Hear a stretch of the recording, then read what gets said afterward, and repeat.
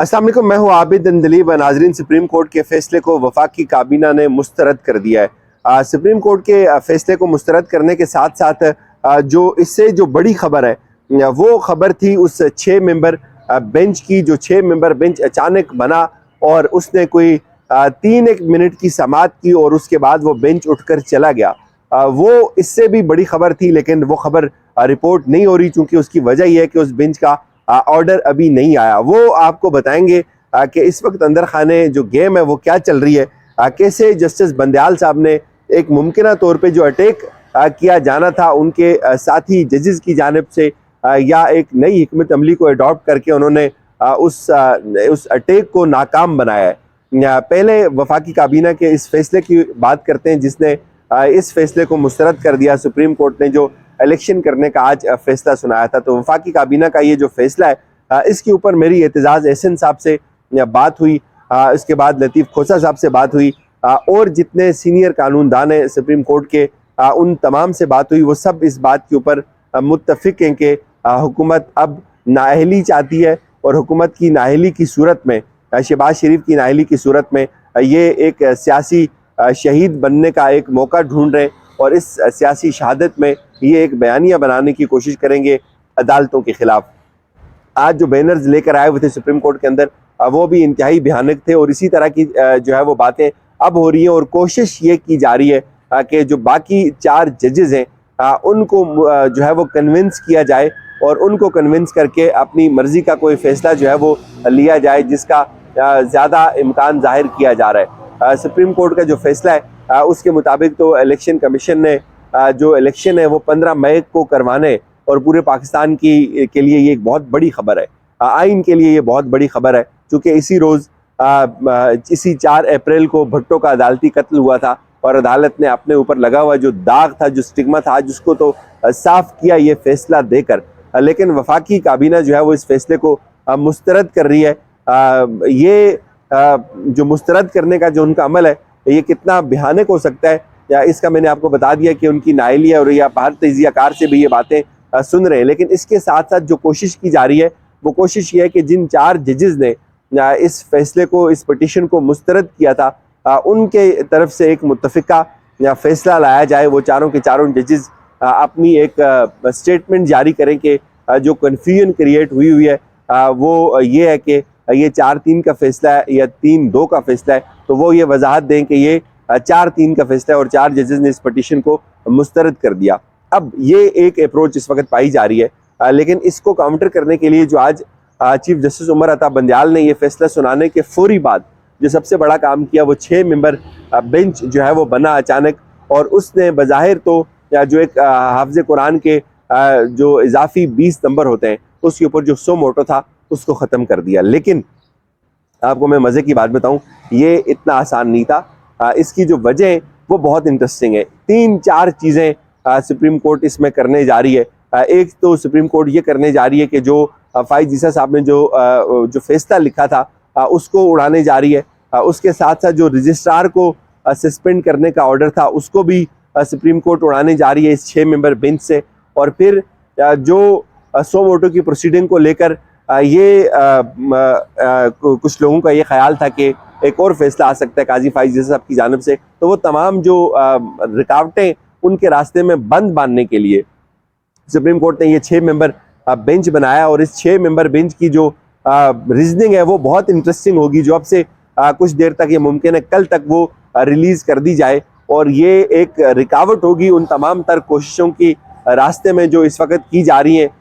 एक बेंच बनाने की कोशिश की जा रही है, सुप्रीम कोर्ट के साथ एक और सुप्रीम कोर्ट बनाने की कोशिश की जा रही है। उमर अता बंदयाल के हाथ पाँव काटे जा रहे हैं, लेकिन वो डटे हुए, शदीद तरीन दबाव है इस वक्त भी कि रजिस्ट्रार जो है वो वापस आए। लेकिन उमर अता बंदयाल इसके ऊपर बिल्कुल दो टोक उनका मौक़िफ़ है कि किसी सूरत रजिस्ट्रार वापस नहीं जाएगा। मैंने इकराम चौधरी साहब के साथ बात की है इसी 6 मेंबर बेंच के ऊपर, बड़ी इंटरेस्टिंग है। मैं चाहता हूँ क्या इसके साथ में अटैच कर रहा हूँ, वो भी आप सुने, वो कितनी भयानक बातें। सर, ये जो 6 मेंबर बेंच अभी आकर बैठा है, या ये 6 मेंबर बेंच बेसिकली क्यों आकर बैठा है और ये क्या क्या करने जा रहे हैं? देखिए, बुनियादी तौर पर सुप्रीम कोर्ट में पिछले चंद दिनों से जो एक डिस्टर्बेंस का अमल है और इसमें रजिस्ट्रार की रिमूवल भी है। 2 मेंबर जिन्होंने सपोर्ट किया, सुओ मोटो नहीं होना चाहिए, वो 3 मेंबर बेंच का जो फ़ायज़ ईसा साहब का मामला है। फिर ये कि सुप्रीम कोर्ट के अंदर चीफ जस्टिस की अपनी हैसियत, सुओ मोटो और दीगर हवालों से इंटरनल वर्किंग सुप्रीम कोर्ट की जो है वो भी गौर व फिक्र उस पर भी किया जा सकता है। मेरा ये ख्याल है कि ओवरऑल सुप्रीम कोर्ट के जो मामलात हैं उसमें आने वाले दिनों में अगर कोई किसी किस्म की सुप्रीम कोर्ट के अंदर कंट्रोवर्सी हो सकती है मुतवक्को, क्योंकि एक्सटर्नल फोर्सेस भी इस पे अमल कर रही हैं और इंटरनली भी इख्तिलाफ राय जजेस के दरमियान और चीफ जस्टिस के दरमियान आ गया, ख़ास तौर पर फ़ायज़ ईसा साहब के हवाले से। तो मेरा ये ख्याल है कि ये सारी चीज़ें सबूत करने के लिए, उसको एब्रिज करने के लिए जहाँ कहीं डिफरेंसेस क्रिएट हो सकते हैं, overall working of the supreme court जो है और कॉन्स्टिट्यूशनल सेटअप के अंदर और सुप्रीम कोर्ट की इंडिपेंडेंस और इसकी जो हैसियत है उसमें अगर कोई मामलात रेलेवेंट हैं तो मेरा ये ख्याल है कि ये उनको देखने के लिए ये बेंच तश्कील दिया गया है। मेरे नुक्ते नज़र से अगर यही इशूज़ हैं तो ये एक पॉजिटिव एफर्ट है, क्योंकि हमें इदारों को मुस्तहकम करने की ज़रूरत है।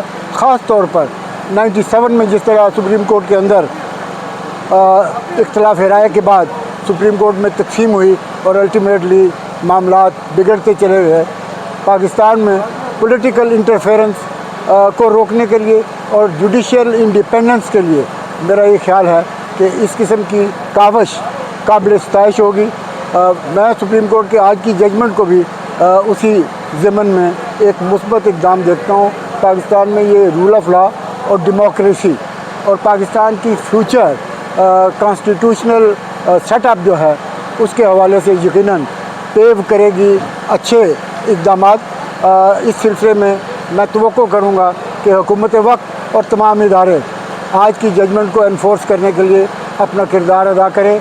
यही पाकिस्तान की रियासत, पाकिस्तान की सलामती और पाकिस्तान के अवाम के हकूक़ के तहफ़्फ़ुज़ के लिए एक अहम इक़दाम होगा। सर, ये रजिस्ट्रार को जो वापस बुलाने का मामला है ये किस तरफ जा रहा है? सुप्रीम कोर्ट ने आज जो ये 6 रुकनी बेंच बनाया, ये रजिस्ट्रार को तहफ़्फ़ुज़ देने का भी एक कर सकता है फैसला? क्यों नहीं, वाई नॉट। देखें, ये जो हम समझते हैं कि ये इस्तेकाक चीफ जस्टिस पाकिस्तान का है, रिमूवल और इस किस्म की अपॉइंटमेंट के हवाले से अपना एक किरदार है उनका। तो मेरा ख्याल है कि चीफ जस्टिस को एक्सक्लूड करना ऐसे डिसीजन से और फिर फेडरल कैबिनेट का रातों रात फैसला करना, उसको यहाँ से हटाने का और इस्टेब्लिशमेंट डिवीज़न में रिपोर्ट करने का, ये इस बात की दलील है कि किस हद तक पॉलिटिकल इंटरफेरेंस जुडिशरी के अंदर अपना रास्ता बनाने की कोशिश कर रही है। मेरा ये ख्याल है कि ये इक़दामात जुडिशरी के हवाले से भी और पाकिस्तान में इदारों की अपनी अपनी जो तक़सीम है, जिसे ट्राइकाटमी कहते हैं, उस पर भी एक अटैक है। Thank you so much sir. Thank you very much. Thank you.